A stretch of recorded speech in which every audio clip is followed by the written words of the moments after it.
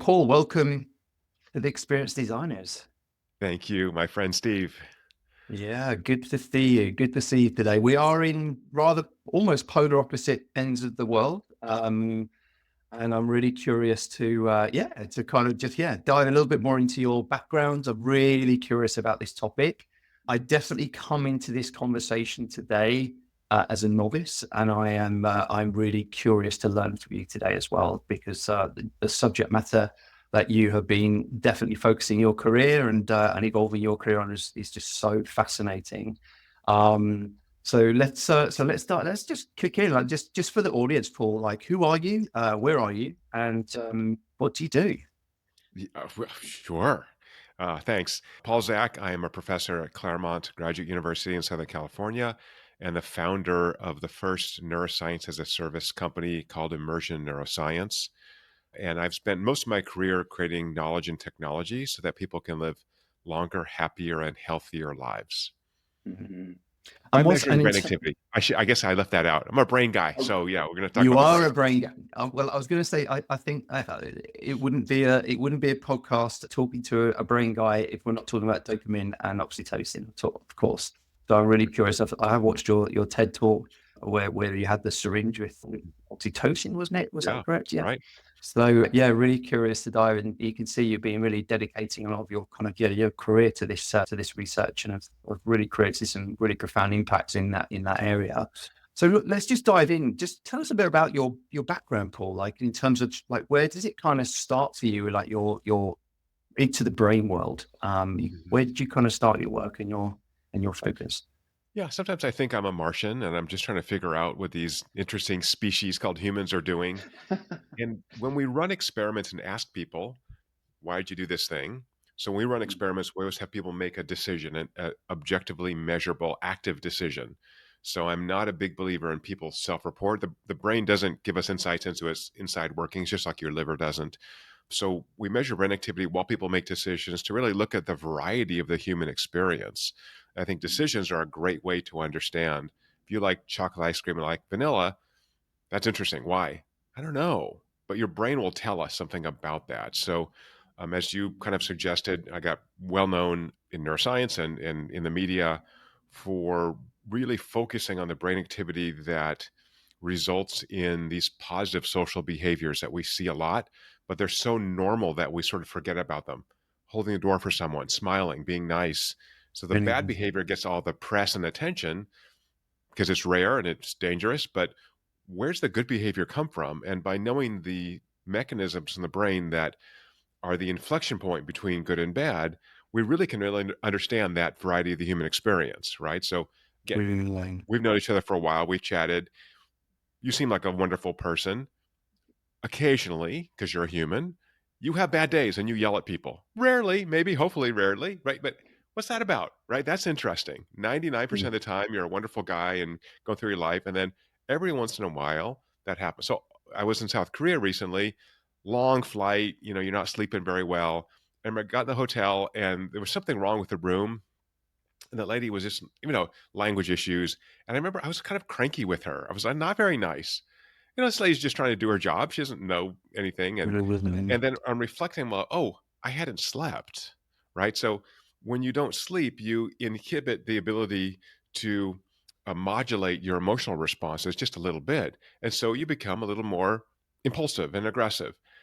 Okay, so I understand why I did that. Now that poor lady doesn't know why I was such a cranky bastard, right? But again, that's that kind of inflection point. So again, Yeah. 99% of the time I check in a hotel, I'm happy, I love to travel. This one time, well, maybe more than once, but at this particular instance, that was interesting. So if you know those mechanisms, you can ask, well, why do we get bad behavior? What shuts us down? So I've done work, for example, studying criminal psychopaths, looking at their brain activity, and have looked at people who like, why would you help someone out? Why would you spend your own resources to help someone when no one's looking? No one will know. That's also an Brilliant. interesting question. So Brilliant. from that, knowing about what is valued by humans, and a lot of that is this social component, and our brains are anatomically very, very different than most other animals in that we're super sensitive to social information, moves us into experiences. So if I value those positive social emotional experiences, then how might I work backwards and measure whether the experiences I'm having are sufficiently valuable to me. Yes, that's amazing. But, can I just ask, like, because you are some of your work, I think some of your earlier work was around neuro, or quite amazing, it was around neuroeconomics, Mhm. which I'm really interested in, and I really wanted, like, kind of, there was an element here which I was reading about, which is around economic decisions around trust and purchasing behavior, from the kind of marketing perspective, and how people, yeah, how do you build trust and make decisions, particularly from from this perspective. So I was really just curious, like in your economics, like some of your work in there, and Mhm. what you discovered with some of your research and some of the work you did in this space. Yeah, so this has been very uh, kind of radical approach. So the view in Really? economics is if there's money on the table, I should always take it. Money's good, right? And yet, what we see in experiments is that people default towards cooperation almost all the time, and they'll share resources. So you have this conflict now between what we're seeing behaviorally and these mechanisms in the brain that promote pro-social behaviors and what the standard models that you're taught in economics 101, that you should be a selfish bastard at all times because resources are valuable and good. So how do we balance that? And what we found is that for human beings who are, let's say, psychologically healthy, we understand that there's a long game called life. And if I screw you over, Steve, not only do you not want to play ball with me again, do a project, be a friend, whatever that is, you will tell lots of people. We have nice long memories that most animals don't. And so the Mm, value of that long game is actually very important. And this is why, and written by this in some of my previous books, that in most circumstances, business is a force for good because I want to generate, high customer lifetime value. I want to have that customer come back over and over and over and, have him or her be satisfied for the product or service I'm selling. And it motivates good behaviors where when you see this sort of top down sort of, Soviet or, communist system where you're dictated to do, I'm going to take your resources and decide, oh, there's no incentive to involve good behavior because there's no long game. There's just bureaucrats who are generally corrupt. So mm, it's a very interesting, different approach that there's a deep morality to voluntary exchange. And if we yeah. understand that deep morality, then we can lean into it. Of course, there are exceptions for sure. There's always exceptions, right? For lots of reasons. Yes. But and those exceptions get lots of press because again, they're rare. But for your work, for my work, I've met so many customers of our company or prospects, and I'll say that's an interesting problem. We're not a good fit for you, but I know this other guy, Steve, who'll be a perfect fit for you, and I will Mm, send business to other people. Why would I do that? Long game. yeah. I have had so many of those prospects send me business. They're like, "Hey, I love your product. I didn't need it, but I know a guy." And these people will like over the years, like they'll send lots of business to you just because you're a fair dealer, and that's true in life, right? If I want to be friends with you, Steve, and I don't know, you take me to lunch 5 times, and I never take you to lunch, or they're like, this guy's kind of using that's not we're not fair dealing. We're not reciprocating, and so um, oxytocin, this molecule you mentioned that my work really expanded upon, Yes, I'm seems off. to be part of a key network in the brain that functions as the golden rule. You're nice to me, my Mm, brain releases oxytocin and some other neurochemicals that motivates me to reciprocate because that embeds me in community. And that is how social creatures like humans survive. We have to be embedded in community, not ostracized, right? So, think of, well, I'll stop there, but we get right yeah. away to what is truly valuable to you. Is money valuable? Sure. I like money. Money's good, but relationships also really, really valuable, right? So Mm, many times we'll trade off money to sustain relationships. And also, you have gray hair like me. interesting. Isn't it wonderful when I was younger, I kind of do that interior accounting, like, who paid for lunch last time? And now I'm like, I don't even care. Food's cheap. I have these wonderful friends. I don't even care. I'll pay every time. It's just, it makes me so happy to have people that I care about. The money's irrelevant. The relationships Yeah. are what's most valuable, right? So once you Yes. get to that stage where you go, oh, life is really about the quality of relationships, that's what's important. And if I can make a quick segue, recent research out of Oxford University showed about 50% of people's happiness is due to the quality of their social relationships. And so the current Really. work I've been doing is quantifying quality. What does that mean neurologically? And giving people goals to actually build up the quality of those relationships. They can be happier, live longer, live healthier. Yeah, How about that I for a love that. crazy segue? Wow, what the heck I, happened there? no, no, let's keep going. I love rabbit holes. Let's keep going. Yeah. So that's super interesting. Like quality. Like let's keep going with that because Yeah. I'm really interested because I love that you picked up that thing of like, okay, well, quality is a word, but what's the meaning behind that? Because there must be many different facets or levels of depth or meaning behind the word quality. It means different things to different people. Um, Also, as well, just to kind of add into that, obviously we're in this time where there's a lot of narrative around disconnect. Obviously, some of the research in the younger generations um, hasn't, is really showcasing that perhaps we are more separated than ever before. Obviously, COVID was a very significant moment in time for that, and obviously social media, digitalization, etc. What do you see in that field around the human evolution and how we are how that is impacting relationships? And what did you find anything in that research of looking at quality and those relationship angles? And what did you find? Great question. And one of the fundamental questions about life. So we do know that happy people live longer and they're less likely to get sick. So we should Really focus on happiness. happy Um, fascinating. one of the major factors that affects our happiness, as you said, is the interactions we have with other people.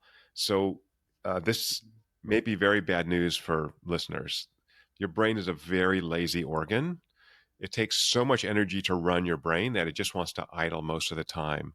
So when we identified this social emotional evaluation network, which I've called Immersion, which is a combination of neuroelectrical signals primarily associated with dopamine and oxytocin that you mentioned earlier, Mm, about it's really about being present and being emotionally open. That's what this does.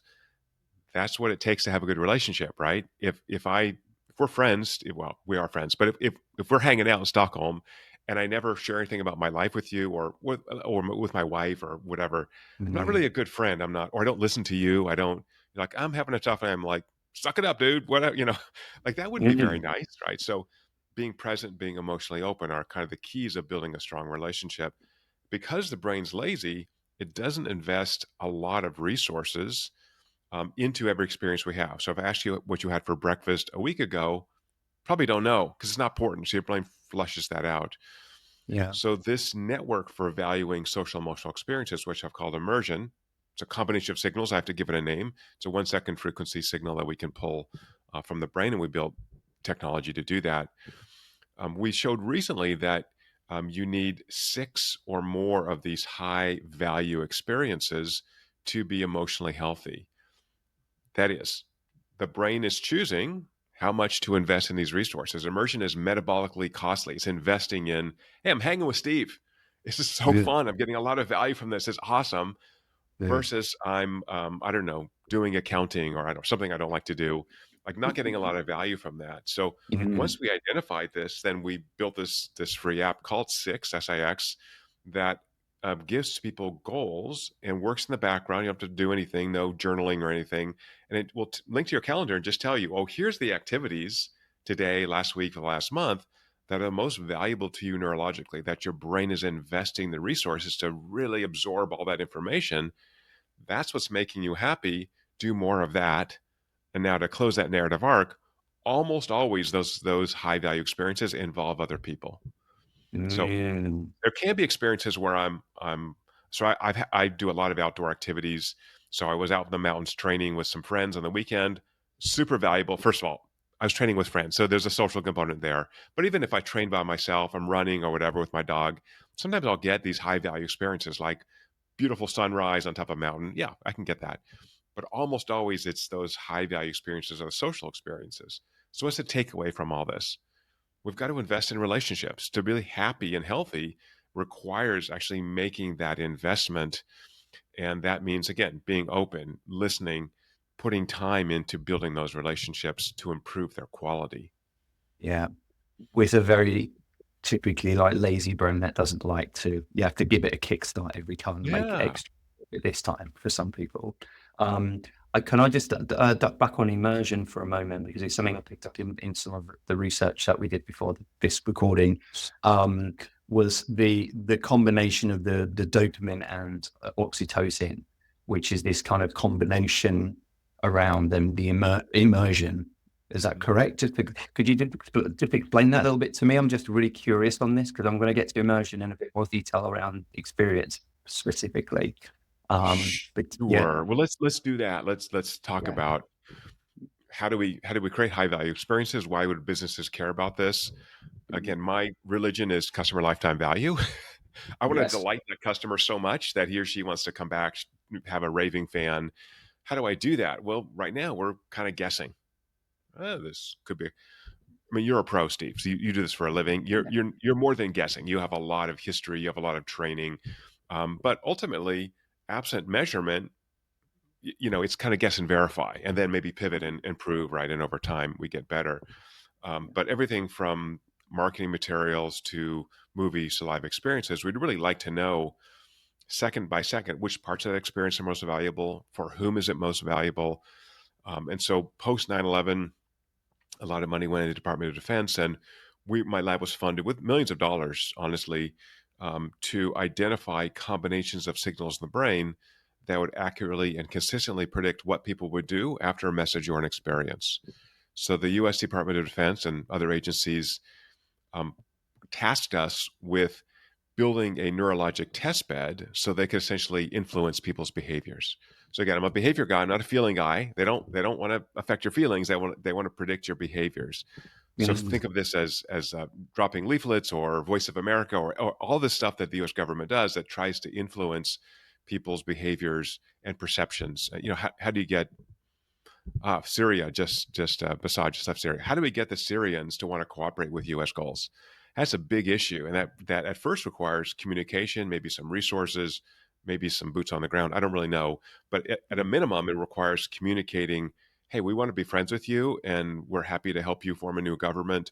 So, how do we do that effectively, right? Because you probably have for Syria, you probably have a short window in which there's some flex in terms of who's going to be running that new country. Well, it's not a new country, but who's going to be running that country now that Assad has left? And so you want to do that effectively. And so that's what we've spent many, many years doing because of the lazy brain, almost incidentally, in trying to understand these multiple signals in the brain. We looked at 140 different signals and started winnowing those down. We found how the brain values these social emotional experiences. So in order to influence your behavior, I've got to get your brain to invest the processing power that goes, holy crap, the US wants to help us. That's great. Or holy yes, crap, Steve just created the most amazing experience for my mm, company, and customers are going crazy because they love it so much. So that's the kind of technology we built, and then built a software platform that lets anybody measure what your brain loves in real time by applying algorithms that lets pull data from the cranial nerves. It's like the brain's output file by applying algorithms to smartwatches and fitness wearables. And so we've been doing that for about 7.5 years. And it's super exciting to help organizations, give them a tool to mm, create great experiences for customers, to wow them, to make sure that so many of the things we create as experienced designers we love, but that's not what's important. It's nice that you love it as a creator, but you really want the audience for that to love it and to be wowed by it, and potentially to influence behavior. So yeah. we're kind of going full circle here. I'm sorry, I But went a so the very long way. influencing, Yeah, no, no, no, it's good. This is all good. I think so just so I hear this right as well, from the influencing behavior, which was like some of the intention from the start, part like the hypothesis or the focus to say how can we influence behavior, is there kind of does the response to the experience and how our brain respond come first, and then our behavior might change as a result of that experience? So it becomes potentially more like transformational. Am I reading it right? Does it come in yes, like that exactly right. order effectively? Yeah, So exactly. through the research, even though the intention was more on behavioral focus, what you discovered through the work was like, well, hang on a minute. There's actually other stuff we've learned through this experimentation. Is that kind of Well, why? that behavior comes from the brain, right? So it's all got Comes to from the come from brain, the yeah. brain. So it came Yeah. from that. Yeah, okay. Just wanted to make sure I was clear on that. So That's just an amazing. example. So easy, Yeah, easy example, at least for people in the US, right? If you go to Disneyland or Disney World, every time you get off that exciting ride, what do you exit into? A gift shop. for sure. Why? you've just had this crazy wild experience that's very rare, and you want to buy a picture of yourself on the crazy ride or buy a hat or whatever it is. And so that's really leaning into when you have an extraordinary experience. I have this kind of halo period, and that Mm, period probably is in the order of minutes in which you're so excited you can do this. So another example, Steve. So I'm a tall guy, and so tall people have a high center of gravity. We're always unstable. My center of gravity is too high. So anyway, I don't like heights. Just a tall person thing. Anyway, for TV, a couple times I've gone skydiving and taken my blood before and after to see what happens. And the first time they pitched this to me. I'm like, oh, it's so because I'm a trust guy, right? Like trust your life to a stranger is tandem skydiving. Like I got to do that. Like it's just too perfect. And I was curious. Anyway, didn't want to do it. Had a little panic attacks beforehand. And um, if you ever have been skydiving or doing something, bungee jumping, I something have. exciting, I've done both. Yeah, almost yeah, always, as soon as you get on the ground, they're like, "You should sign up for our annual pass. You need to do more." And you're so ramped up, right? That it's amazing. Now yes, coming back to experiences, what I found, I've run that experiment on myself, I think 5 times now. That is, take my blood before and after skydiving.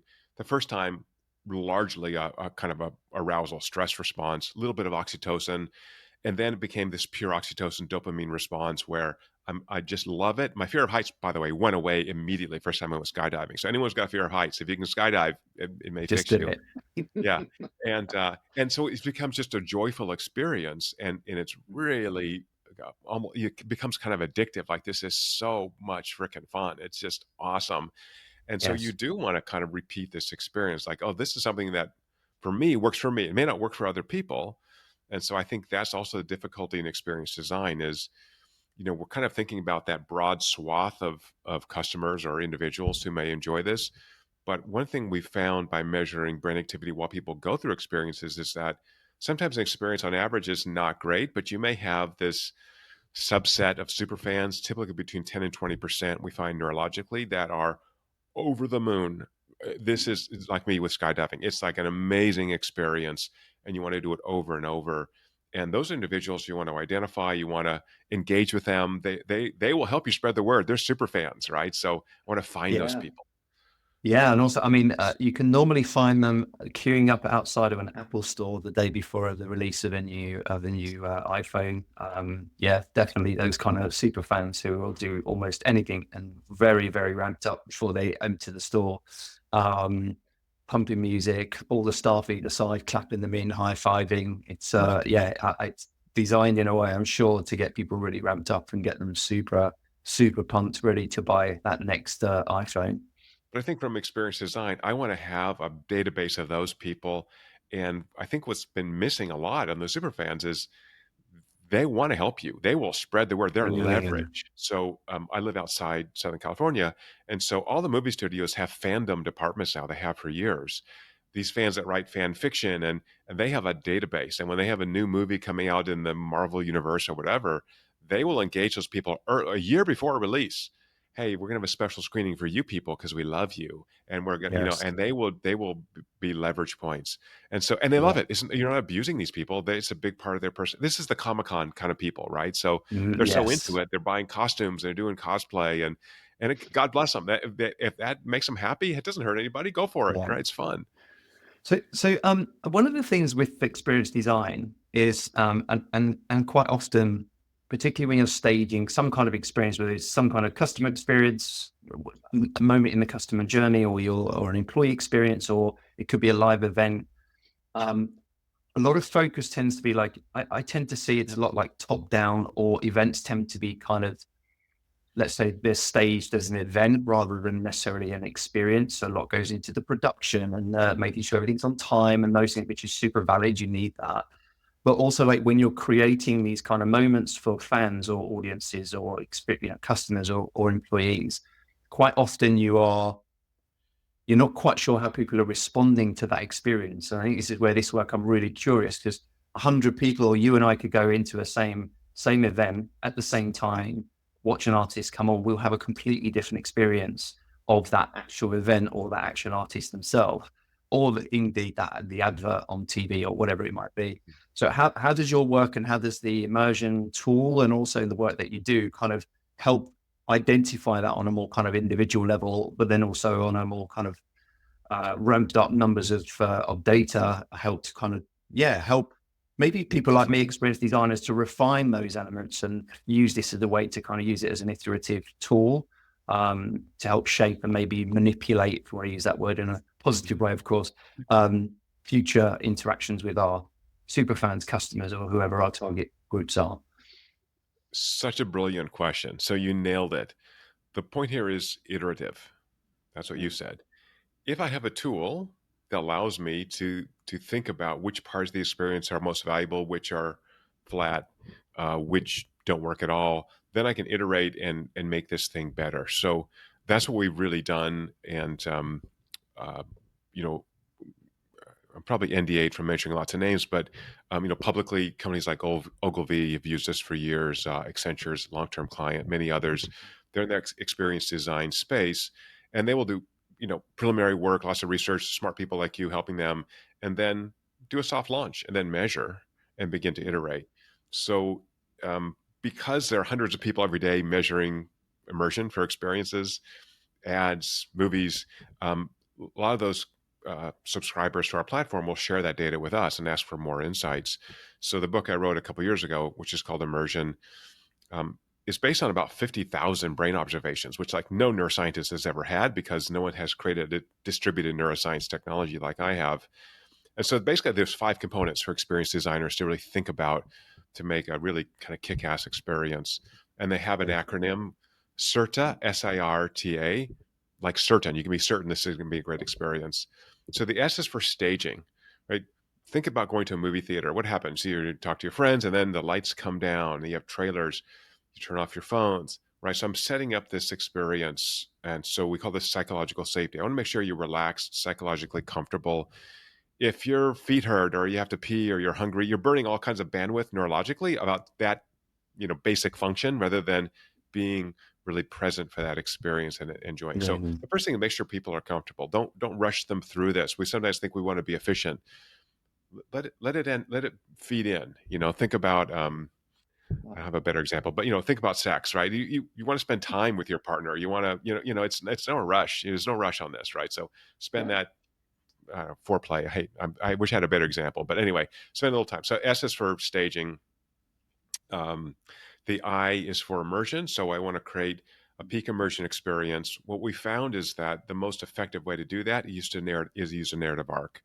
So because immersion is metabolically costly, if I have this narrative structure where I'm increasing tension and I'm having a human scale story with authentic emotions, as social creatures, we dig that. We're not running out of movies and novels. We still want to hear stories, and those stories are human stories by and large. Even Mm. even the robot story, Wally, it's anthropomorphized human, to be honest. So if you can structure this, even for a live experience, think of this as a narrative arc, right, where you have these different stages, Freytag's triangle kind of thing. That's important. Now, that Freytag's triangle is not going to be straight up and straight down. It's going to have waves. So if it's an experience that lasts more than I don't know, 15 minutes, you do want to have some flat areas because these neurons will fatigue. And so even though the trend may be up, think about having areas where you can kind of let that person catch their breath neurologically. So you think of like a movie or long form storytelling. There's generally multiple storylines that have varying tension, right? Storyline 1, hold attention point. Now I start with storyline 2, and I build some tension. Then I bring in storyline 3, right? So you want to modulate that tension so you don't just exhaust people. That's not Yeah, good. exactly. Yeah, So yeah, yeah, so SI love is that. for immersion. That's really narrative arc. The R is for relevance. So, as we discussed earlier, there's not one perfect experience for everybody. There's really thinking about what's relevant to you. So, my children are now young adults in their 20s. If you show me a commercial for Huggies diapers, cute babies, I'll watch it, but not relevant to me, right? Huggies 20% off. But if I have little infants at home, super relevant, right? So, Yes. the term of art in neuroscience is called top down control. If this is meaningful to me, the top part of my brain, my cortex, will actually direct the areas that process emotion to put more processing power in. Like this is relevant to you. So really think about targeting for that audience, right? That's Mm. again, everyone knows this, but neurologically we find this as well. Sorry, 2 more components. T is for call that target, but who are your super fans? We talked about this earlier. Engage those people. Ask them to help you. They're going to respond. You'll influence them right away, but ask them to help you and give them a forum. Get a testimonial from them. Ask them to come back. Bring friends. Suggest Mm. someone that they know who would like this thing. They want to do this. It's a big part of their experience. And the A is for action. So all this is to lead up to an action. So once I've created a high immersion experience, you've got to ask for that action. And that action might be, again, sign up for our annual pass. It might be purchase the product. It might be share with a friend. And so we've taken these brain signals and convolved them in ways that maximize predictive accuracy, where immersion now will predict market outcomes by measuring as few as 40 people with 95+% accuracy. So hit Wow. songs, sales bump from advertising. So if you can get these people's brains to go, holy crap, I love this thing. Again, unconsciously, people are not going to be able to tell you this consciously. And we've asked people, do you like this? Would you buy this thing? Those are very weakly associated with the brain activity because those are conscious I mean, appraisals. And you know this, Steve. Like people are nice generally. Like you don't want to say this sucks. I hate this. I mean, yeah, maybe a couple weird people will do that, but most people are like, hey, Steve made this, and sure, yeah, it's pretty good. So again, if yeah, liking predicts outcomes, every experience would be a hit. Every movie will make $1 billion, right? But it doesn't because we're asking people unfairly to yeah, relate their unconscious emotional experience, and they'll lie just because either they don't know or it's hard to know what my emotional state is, or I'm just trying to be nice. yeah. So That's amazing. storytelling. I think it's storytelling, 100%. I was going to come to that storytelling because it's huge, it's massive. And I think the relevance one is also interesting. What came to mind as you were sharing that was in the US right now, I think there's an experience, I think it's currently still going, called Overnightmare, which is basically a real life horror experience. So you stay at this very looks like Amityville style kind of hotel, and as part of your ticket purchase, you get, I think each you get one scary experience. I think it's on the ticket, on the actual on the bump when you buy. So, but for me, I wouldn't go anywhere near that experience. Like for me, on a relevance perspective, I wouldn't be interested. For some, as part of like that initial staging, that anticipation moment before they go into the hotel or in that lobby where they may be having that first like staging moment of just grounding before they really then go into the more immersion element. Um, yeah, it must be like terrifying or high levels of anticipation for those that really love that kind of, that kind of experience, I guess. Mhm. Um, so yeah, super interesting, super interesting. Um, just out of interest, the other thing that also came to mind as well is even if like some of the work that I've been involved in, mainly in like the employee experience field, Mhm. is, and I know I can see this definitely from like advertising, films, artists, live performance, those kind of like events. I'm really curious because I think Fix, this app that you've launched, Six, I think could also play a part in this. Is I'm also thinking around how do we look to measure people's response or people's how they engage with a brand as a candidate as they're going through maybe a recruitment process. Also, how does that experience impact that like brand perception or their response to that experience, and maybe how negative it could be. And also, like in the day-to-day work life, like if say in your Google Calendar you've got certain mainstay type meetings, or you've got your first performance review or a coaching session with your new boss, for an example, you've just joined an organization. Where do you see the kind of the opportunity areas in those types of everyday work life, and what do you think we could use or what we could learn from that? Yeah, I'm really passionate about the employee experience space, and we have a lot of kind of deep um, applications in that space for two reasons. One is, again, I said my religion is CLV. I think the mapping is EX to CX to CLV. So for the Totally uninitiated, agree. employee Yeah, experience to support that. customer experience to customer lifetime value, right? Mm, It's those employees that can add so much value to the experience. It may be online, but eventually almost not always. Amazon is almost always automated. Yeah. I worked a lot with Zappos. Zappos is a big online shoe seller It's or reseller. amazing. I mean, Tony They've unfortunately passed. Yeah. Yeah. Yeah, Tony was a good friend and, yeah, passed Yeah. away. And so spent a lot of time early days at Zappos, which is famous for their very happy employee culture. And, they said, this is not, private knowledge. They said, if you go to our website, it's not that different than Walmart. Lots of stuff, there are prices, you can click. But if you call, then we will stay on the phone as long as you want. So their longest phone call now is 10 hours plus because they're just having a great time. Like, hey, to me, that's creating value. So why would you spend 10 hours on the phone with a customer? Well, you're having a great time. I mean, they took breaks. Someone brought them food. They used the bathroom, right? Pizza. Didn't we get pizza delivered or something? There was Yeah, you got something. pizza, right? Yeah. Yeah, they can send flowers and cookies to the customers they like. Why would they do that? They're creating raving fans, right? So Mm. maybe that customer only bought $50, $100 worth of stuff, but they've created an amazing story that the customer will share, but also EX, the employees are going to share that. Holy crap, you're on the phone for how that happened, 10 hours, right? So he'll say, oh, this is about connection. This is about care. So at Zappos, they call it PEC, personal emotional connection. I think Mm. that's a great approach for every organization.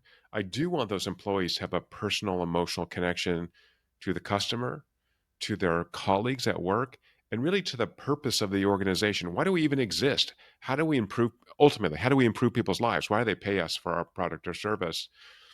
So that's the practical revenue generating reason I'm so excited about EX. The other reason is if you look at fertility rates in all the countries that we live in, every middle income country and above is below fertility, replacement fertility. We are running out of humans, you guys. So you better nurture these employees. And if you look at the incidence of mental health disorders, burnout, it skews towards the young people. And so now you have fewer young people going into the workforce and more of them dropping out. We better really take care of them. So I'm really Mm. passionate about the mental health issues around employee experience as well. So yeah, our free app 6 is being used in organizations as an employee benefit that guides individuals to build up their emotional fitness by giving them goals, have these 6 high value experiences per day. Organizations get anonymized data on whether they're creating a high immersion and psychologically safe workplace, that nice 2 by 2 matrix we all like. Am I creating an organizational culture in which people can thrive? They're putting a lot of energy, high immersion in what they're doing. They're passionate. That's awesome. And then table stakes is it's got to be psychologically safe. If I'm coming into work and people are screaming at me or throwing stuff, not appropriate. So that's table stakes. You got to fix that first. We Yeah. worked with a hospital. I'm not going to even mention where it is that was losing money and had a new leadership come in, and they had the stereotypical surgeons who were billing $1 million plus a year for the hospital, screaming at people, throwing instruments across the room. They're fired. You got to go. Like if you're allowing Yeah. that to happen, even among surgeons, it just infects the entire organization. Not appropriate. And one of these surgeons like, screw you. I'm so valuable. Anyone will hire me. I'm like, you're an asshole. I mean, honestly, Yeah. I don't want you here. You're a cancer on the whole organization. Get out. And so, anyway, I think that's the same way. It's kind of no asshole rule. And so, yeah, so giving individuals a personal tool to see what they love doing, to begin to, I call this neural job crafting. What parts of my job give me the most pleasure? Give me the most energy? Well, give me more of that. And then, since the war for talent has been won by talent for sure, because we're short Yeah. on talent, Yeah. having that conversation, empowering that employee to talk to his or her supervisor and go, "Hey, Bob. Hey, Susan. I've been using this app 6 for the last 3 months, and you know what? I love working with my team. The accounting, not so much." And then maybe you have another employee that goes, "I'm not so great with a team, but man, when I'm by myself doing accounting, I'm like always having these. Oh, great! Let's start to do job crafting. Let's really get smart about this, as opposed to this top down. You have to do these set of tasks. So, Yeah. it's one of those weird things, Steve, that and we all know. If you love something, you just do it better because Yeah. you enjoy Definitely. it. Yeah. And so Yeah. by It does. finding that, yeah, Yeah, it's not a chore, and yeah, it is easy. And I think my mind was also going to, if you're able to get like an overview, like diagnostic of, I don't know, 500 person business, and you're able to see that across a maybe do an analysis across just on like some kind of coding around the tasks or the focus of the work in the calendars, and correlate that against how the people are kind of engaging, how whether they're high or lower engaged, or what the experience they're having of those different tasks. Uh, Surely that would, in my mind anyway, that gives a much greater level of like granular insight to go, okay, as an organization, we can see there are some heat maps here where our general, like either our hiring hasn't quite been correct because we're actually hiring the wrong people, or we need more of this kind of mindset or way of working. People that actually enjoy these elements of work.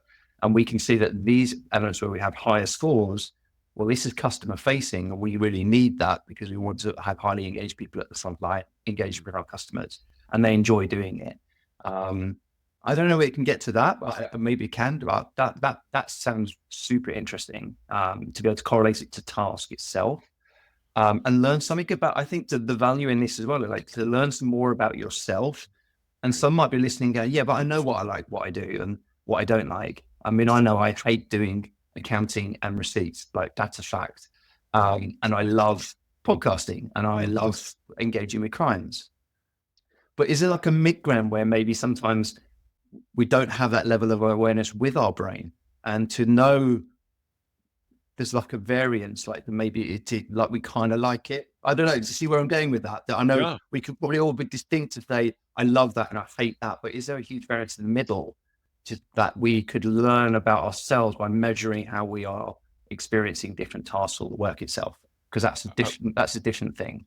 It is Yeah. brilliant again, times 2. So what we find in the data is that people will know those extremes, as you said, but how much task A versus task B, and these are numerical values, right? You're getting real numbers, so I can actually Mm. compare like the highest, immersion probably for me right now is talking to you. The rest of the day, I have a couple meetings and whatever, and I'll be working on my own. So this is probably the highlight of my day, but I'll know that by the end of the day because my app will just show me.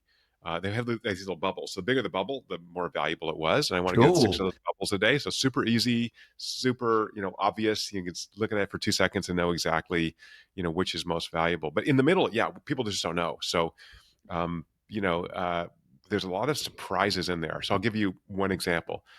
And then there's a rig here for people who run organizations. Um, High value experiences are not always happy. So we had a user, we usually use version 2 of this 6 app. We had a user of V1, and she got in a minor car accident. Some older woman like backed up into her. And anyway, this lady who's kind of a super fan of the company, her name is Deb. And so anyway, Deb emails me. She goes, I looked at my app, and when I had this minor, there was an old lady who was not driving well. I was worried. She said I was worried about her. I went and checked on her to she needed an ambulance, and that was a high value moment for me. Oh yeah, that's important, right? Your brain, Beauty. okay, you don't repeat that, but your brain goes, oh yeah, this is really important. I'm going to put a lot of processing power in. This is really important. So the rig is that there is published literature, not from us, but from other people, showing that individuals who are working tend to get more high value moments at work than at leisure. Well, why is that? At work, just like the car accident, we have urgent things. We're working with other people generally, right? That social component adds more neurologic value to it. And so at leisure, if I'm, I don't know, drinking a beer, watching baseball, it's nice. There's nothing wrong with that, but I'm not putting a lot of energy in. It's not, Really I'm not amazing. being challenged. I'm not. So I think the application for leaders is really think about designing those challenge goals for individuals that are hard but achievable, celebrating those victories, really creating this environment where we are working to change the world, and we're getting this satisfaction from doing that.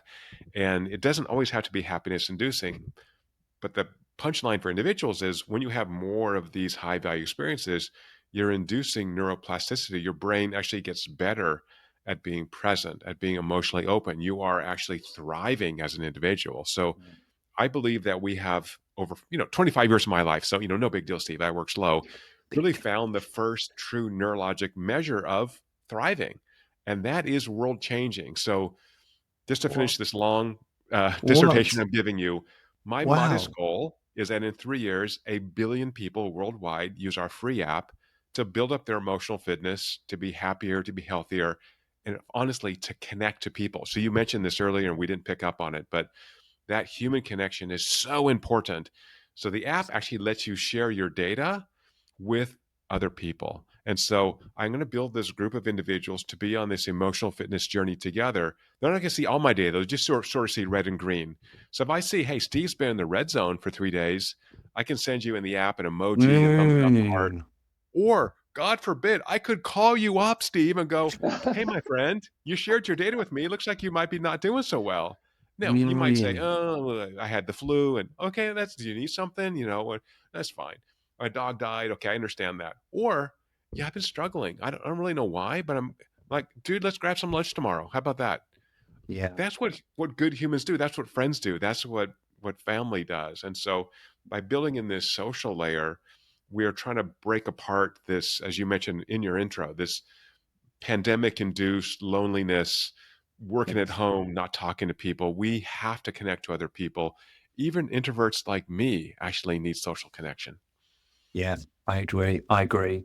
And there's something with this as well around. So I have the Aura Ring, which I love, Hmm. and Yeah. I when I first got this, it was really interesting, and I've learned. I actually genuinely have learned a lot about myself, and there's more features being added all the time. And I always kind of said, wouldn't it be amazing to be able to connect to this kind of data, like personal health data, and that's the word, personal data. I've even tried, for the oh god, for the not I'm not diabetic, but for the oh god, what's the I've forgotten Glucose the monitor, continuous thank glucose you, monitor. Yeah. thank you. So I just It's interesting, experimented right? one Yeah. because it is Right. interesting, and my wife and I tried one.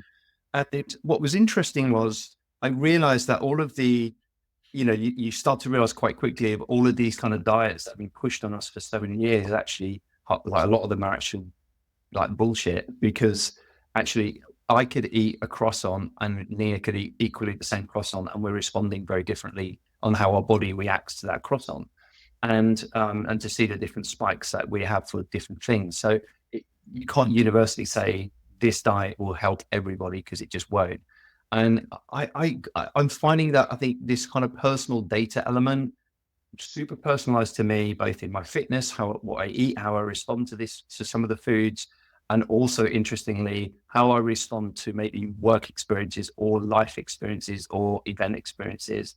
How do we then bring all of that together in a way that I think could then be, I don't know, some people might freak out of giving away this amount of data, but I'm also like, I think it's super interesting for those that are interested in being who want to perform at their very best. Maybe at a certain point in their career, they want to be really performing optimally, both from their body, their mind, also how they're experiencing their energy. Um, yeah, I'm really curious around that conversation of how we bring all those kind of elements together. Um, yeah, We should say that we did not prep before this, and I'm going to right. give you a brilliant third time out. So in 2 weeks, we're Go. adding an Aura ring. So we need some wearable to get neurologic Awesome. data, and in 2 weeks, we'll Okay. actually add an Aura ring to it. So for Aura ring users, the I app's mean, free, you guys. It's free. I'll be using Like it. I'll be I'm using it. Yeah. this is terrible from I have a company that does all this and we have smart people running it, but I don't care about money. I want people to just live happier and healthier, to connect to each other. I want everyone to use the free app. There's a premium version if you want more features, but just use the free one. It's fine. I don't really care. So we're working really hard to support as many wearables as possible. And the kind of key takeaway here is that that data has got to be private to you. So if your organization gives you six as an employee benefit, they only see uh, on a daily or weekly basis, kind of good or bad, because it's the average of where you are. For they don't see your calendar, they don't see how many high value moments they are. That's private to you. And then we've trained a uh, AI assistant that learns about you and starts giving you prospective advice after a week. It says, "Hey, Steve, last week the most valuable things you did were these things. You might want to do more of that." And the least value things were doing accounting, or maybe you know that already. And so again, here's things that you want to maybe outsource if you can. And so Yeah. by having a tool that's predictive, remember that's how it was built from the very beginning with Department of Defense money, was to predict behavior. um, we can really curate our lives for greater happiness. And that, again, has been the goal of my whole career for 25 years. So Yeah. I'm just super excited about this. I'm happy to share it with everybody. And like I said, I just want people to use it and get some value from it. So Yeah. um, Anyway, 2 weeks, I'll email you. You can download it for your Aura Ring Oh, and I try it mean, yourself. that's cool. That's cool because I know, yeah, 'cause when we spoke previously, it was yeah, just in terms of its the battery elements. Yeah. I want to just revert back on this word that you used, if I may, um, the word thrive, which I thought was really interesting. But could you just share a bit more on that? Yeah, Just in thank you for terms of asking. because thriving is such a, I love the word thrive. It's such a great word. So Yeah. I'm curious to dive into that a little bit more. What you've learned from that. Sure. So, yeah, the question is, so you have kids, Steve? Do you I do. when your Yeah. kids maybe your kids are little, take them to the pediatrician, they always do height and weight. And so for children, that's a good measure of thriving. If they're not growing and gaining weight, then something's wrong with them. So now what happens for adults? So really, there's I think 5 key components in the scientific literature that tell us that we're thriving. Um, One is, and the most important is, are we engaged in life? Are we actually doing things with other people? Are we expending energy? Again, if you're just sitting on the couch doing nothing, like your brother-in-law who just plays video games all day, I made this up. That guy's not thriving, right? He's understimulated. So for thriving, so the opposite of thriving is withdrawal. If I'm withdrawing from life, we see this in people with many health disorders, mental health, but also physical health disorders. They have sort of slow withdrawal. They begin to pull away. Happens in depression, happens in anxiety, happens in Parkinson's disease, happens in autoimmune diseases, where they just slowly engage less in life. And so, of these 5 pillars, and I'll go through them in a second, the most important is, are you doing things? Are you out of the house? Are you talking to people? Are you taking a walk? Are you going to lunch? Right. So that thriving is creating these high value moments that you can capture with the 6 app. So those 5 pillars are diet, exercise, sleep. So do you have an appropriate diet? Right. And that's generally moderate amounts of food, mostly plant based. Are you sleeping well enough? And that's generally 7, 8 hours a night for most people. If your Mm, sleep's not good, again, just like my example in South Korea, then your behaviors suffer, your cognition suffers. Uh, Exercise 20 minutes a day is enough. Take a walk for 20 minutes a day. By the way, for listeners, I have a dog. What I do is I roll out of bed. I roll out of bed at 5:15 this morning. I make coffee. I put on a sweatshirt and I take my dog and I walk for half an hour every morning, unless it's just yeah, storming, right? But I yeah. just, even if my dog's in the kennel, I'll just take myself out with my leash and no, take my, so it's just a routine. So I think if you Yes. routinize all these things, then it makes it Yes. easier to do it. Like, it was 35 degrees this morning, Fahrenheit here. And I'm like, it's cold. I don't want to go. I'm like, I have to go. It's a routine. I'm just Yeah. going to force myself. And I got a big thing of coffee. So, I survived. It was fine. Okay. Mm, Now, the fourth is again social engagement. Am I actually engaged with other people? That's about half our happiness. And the fifth is, which is really interesting, is identifying your purpose in life and acting on it. Like besides your work, what makes you feel like you're adding value to the planet? And the 6 app, those almost involves other people. That 6 app will also pick up those purpose components. I'm going to give you a concrete example in a second, but let's suppose you want to be the world's not the best, but you want to be a good rock climber. You're training alone sometimes, but generally training with other people, right? So it's a social component, and the 6 app will pick that up. So we have a number of police departments using the 6 app to help police officers build their emotional fitness, right? Just like you want to build your physical fitness, you need to build your emotional fitness. So as I said, at work, if you're a cop, you have some real exciting times. You're going to get some peak moments chasing, bad people, whatever. But it's important for these individuals that they have peak moments outside of work. And so whenever I mm, talk to police departments, I'm like, don't just use this employee benefit at work. Wear it outside of when you get home. If you are so wiped out that you can't engage with your spouse, with your kids, with your friends, your roommate, whoever, that's not healthy. That's not sustainable. So really that sort of purpose component is what else I do. What's my avocation? What am I doing that gives me energy that makes it? Maybe it's going to the bar with my friends and watching a game. That's okay. That's fine as long as you have something, that's yes. outside of work. If you're just at work, you're like an automaton. You're a robot, and again, that's not going to work. And we see this a lot in police officers. So in the U.S. at least, fewer people going into policing. It's a pretty awful job in my view. And also Yeah. turnover is super high. People get in a year or two, three, and they're like, I'm done. I don't want to do this Yeah. job. No. No, I and I love that people. I think it's again what I heard there was just like people like learning more about themselves so that they can create some of those like foundational building blocks that gives them that creates this striving, that creates this kind of engagement. And so again, for some people they'll be going, yeah, I can do that. I've got that already in my life, and that's good. But I also think for a lot of people that don't necessarily are aware enough, and I think data can play a big part in them identifying that and creating more consistency in their in their weekly or even daily routines. Because I think that's another key element is consistency. You talked about walking your dog every morning. Um, I think that consistency, and when you have that level consistently over time, it gives you that good building block to build out from.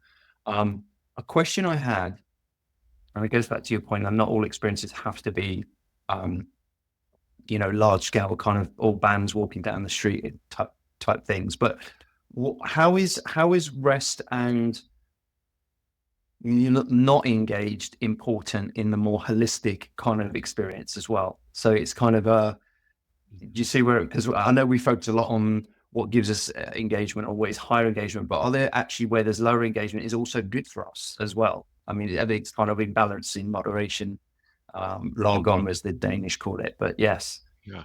Yeah, great question. So again, just like that long form narrative arc, I want to have those flat areas or down areas. Mm, The brain needs to recover just like muscles need to recover. So that's why I think the research we've done. This is all published research, and if you guys go to Google Scholar, the papers are all publicly available. You can download all we the can get us. information. You do need downtimes. You don't want to be on.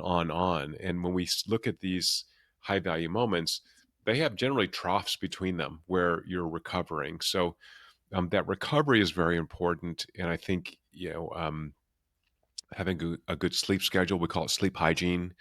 Going to bed roughly at the same time every night, having some Mm, downtime really important, and you can schedule that, right? You can just schedule. Hey, I'm not going to do any work after 6 p.m.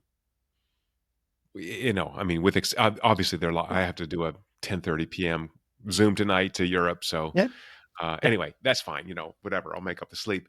But I think, having that schedule is really important and the downtime is really important. So for listeners, if you are not sleeping well, you've got to solve that problem, right? For sure. If you don't sleep well, then you tend not to want to exercise. You tend not to, people stress eat. So, um, we've kind of fetishized avoiding stress. What we really want is this challenge stress. I want to have challenges and then have recovery time. So I yeah. need both those. If I don't have challenges, then there's nothing to recover, and then I'm just kind of a blob, and that's not good either. So again, Yeah, just like if stress was bad for you, then we would never exercise. That's physiologically stressful, right? But you're doing that to build up your physical resilience fitness, and and we need to do the strength. same Yep. thing with emotional fitness. We need to challenge ourselves, meet new people, you go to a bar and stay up to 2 in the morning listening to music. That's awesome, Yep. right? You Yep. do that every night. You're going to be burnout. But Yeah. yeah, push the limit a little bit. Yeah, and I think that's why I really love your mission as well, because I think the building up of we talk there's a lot of talk about physical and gym and exercise, but I think just in terms of mindset and the whole physiological element, I think is that this is an area where I think building up like mental strength and all of this area, I think there's way more we can do on that side. I think everybody, I'm sure, listening will be like, yeah, probably spend probably at times too much time working too much and not enough time in recovery or time for myself or reflection or whatever it is that gives us that the the the energy and the kind of fill our cup again in order to kind of provide that balance. So I think it's yeah, I think it's we could all help, we could all work a little bit more on ourselves from that perspective. Well, I like Um, what you said. If I can interrupt, I like what you said about yeah, scheduling. So I will actually do this yeah, on my calendar that has recovery time, like yeah, after cool. travel or whatever, or Yes, walking time or writing time. So I just schedule that in. Like, okay, I have to follow my calendar. Sorry, I put in recovery time, or hiking. I put hiking time, right? So even people who are super busy can actually do this. If yeah. I'm just My wife called me this morning, like, "Hey, what are you doing today?" I'm like, "Whatever my calendar tells me." That's what I'm doing. I don't know. I haven't looked. It's too early. I haven't looked at my calendar, but so just Actually, schedule it. Yeah, I was going to say, I mean, this is for those that actually really struggle with calendars, because some people do from an organization point of view. Like experimenting with an app like Six could also like help get into some rhythm and some consistency around some of these tasks, particularly if they're high on your natural engagement curve as well. Um, Paul, as we come kind of, this has gone so way too fast. I'd love to keep talking to you, but I've got some questions I wanted to ask you, which are going to be completely curveballs for you. Because I was thinking to myself, I've listened to some of the podcasts, and I'm sure you get asked some fairly consistent questions, and I wanted to be stand out, be a little bit different from a podcast presenter perspective. Um, but I've got a couple of questions for you. Okay, so if you could design a neuroscientist dream theme park, what would it include? Oh, such an evil question. I love it. Sorry, man. Um, I think it would include, yeah, it would include. So the brain loves anticipation. So in my book, I talked about taking my team to Disneyland and actually measuring immersion second by second for the entire day. And what we found is that for almost every attraction, queuing was more valuable than the ride itself, right? The ride's 3 minute roller coaster or something. But the queuing, Disneyland is so smart about building a narrative around that and having Yeah, lots of eye candy. And so I think it's really thinking about building that anticipation, having the unexpected, building in these kind of changes, but also relative to our conversation, having these nice rest stations where you soak your feet in warm water. Like I would love to have that massage station at Disneyland. Like, oh please, I'm standing, yeah, my shoulders are sore. So I think it's really having extraordinary experiences, but also having that recovery time and building that into the experience. yes. And interestingly, sharing that interface of a like a ride. It actually, do you know, it's you just maybe recall a memory from Universal Studios in Los Angeles, actually, for the Mummy ride, where they have that amazing roller coaster, which is on the Mummy movie franchise.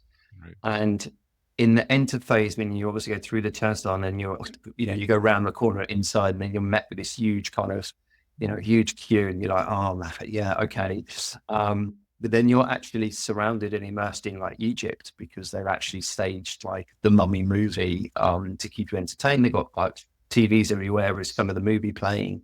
It's a very smart way of like keeping you entertained, and also like building up that anticipation as you're hearing that kind of roller coaster rumbling away in the background and screams.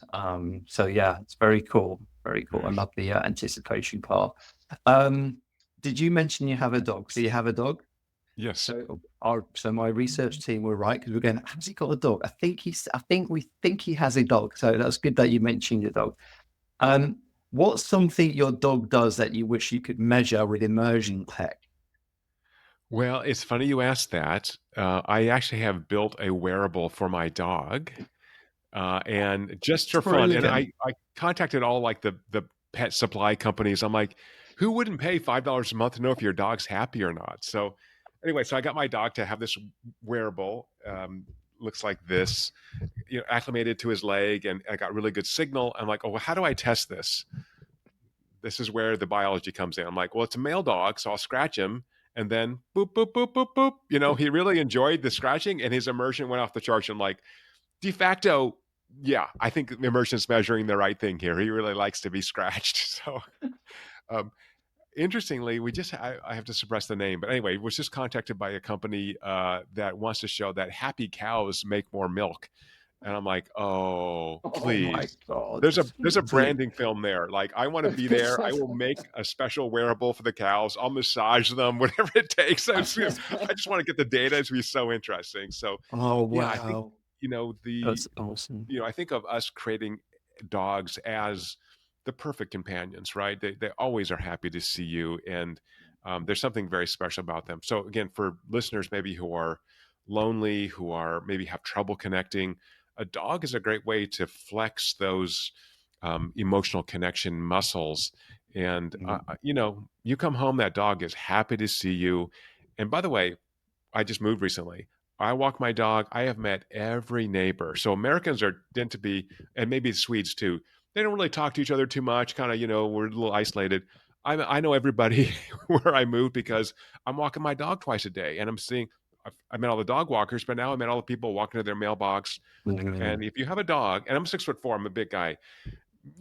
Generally women don't want to. I could be dangerous. Who knows? But they see you with a dog, they'll come over and say, "Oh, can I pet your dog?" Oh, so it's a great hack to Very much so. facilitate those social connections. Yeah. And I have one more question because it always intrigues. Just from your background, what's a wildly inaccurate myth about the brain that drives you crazy? Oh gosh, how much time do we have? I think Give me the one. the most obvious one is you only use 10% of your brain. The brain is the most expensive real estate in your body for sure. It's just like you don't only use 10% of your heart. Now you could again, if I'm sitting still, I'm not using all my capacity in my heart. I may not be using all the capacity in my brain, but my brain's running all the time, constantly. The nice thing about the brain and the heart is they all are adapting. If I do more cardiovascular exercise, I can increase my cardiovascular tone. With things like an app like Six, I can actually increase my brain's adaptation to being happy, to building emotional fitness. And so, thinking about this as all these organs are adaptive, your kidneys are adaptive. I mean, come on.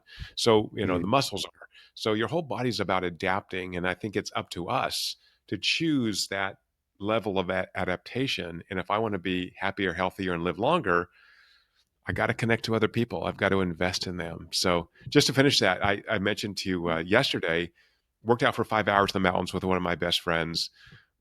We're sweaty. We got up at 4:30 in the morning. We drove to the mountains. We did hard workouts.